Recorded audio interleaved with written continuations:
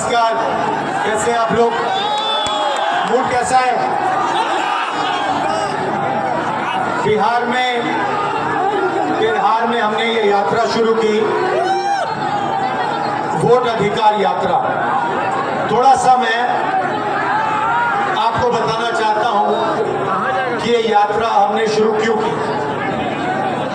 देखिए, काफी समय से लोगों को शक हो रहा है कि इलेक्शन में कोई ना कोई घपला है, कोई ना कोई कमी है। ये काफी सालों से लोगों को लग रहा है।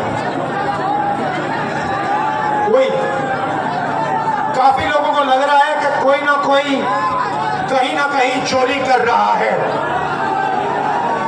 तो महाराष्ट्र में लोकसभा का चुनाव होता है और उसमें इंडिया गठबंधन जीतती है। 4 महीने बाद विधानसभा का चुनाव होता है और उसी महाराष्ट्र में बीजेपी का गठबंधन स्वीप करता है और हमारा गठबंधन दिखता ही नहीं है, गायब हो जाता है। हमने जांच की तो पता लगा कि 1 करोड़ नए वोटर लोकसभा चुनाव के बाद 4 महीने में इलेक्शन कमीशन ने जादू से पैदा कर दिए। और जहां भी बीजेपी जीती है, जहां भी नए वोटर आए थे, वहां बीजेपी जीती है। हमारा वोट कम नहीं हुआ। इंडिया गठबंधन का जितना वोट लोकसभा में था, उतना वोट विधानसभा में बीजेपी को सारे के सारे नए वोटर मिले। तो हमें शक हुआ।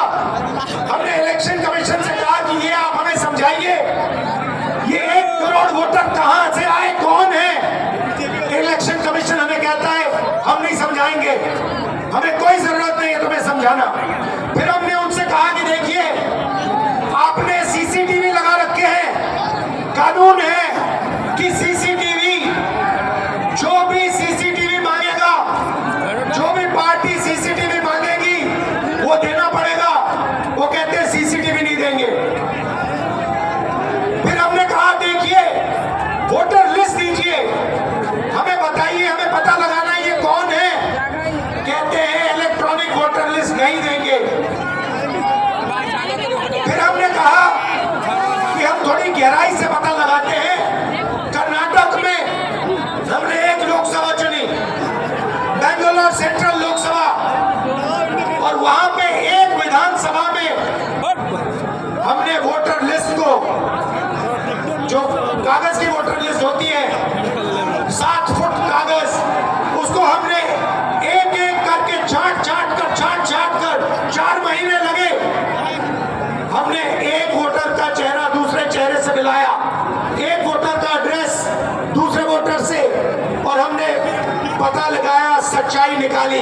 भाई और बहनों, बेंगलोर सेंट्रल का जो चुनाव हुआ, बेंगलोर सेंट्रल में जो लोकसभा का चुनाव हुआ, वो चोरी का चुनाव था। इलेक्शन कमीशन और बीजेपी ने मिलकर बेंगलोर सेंट्रल में चोरी करी है।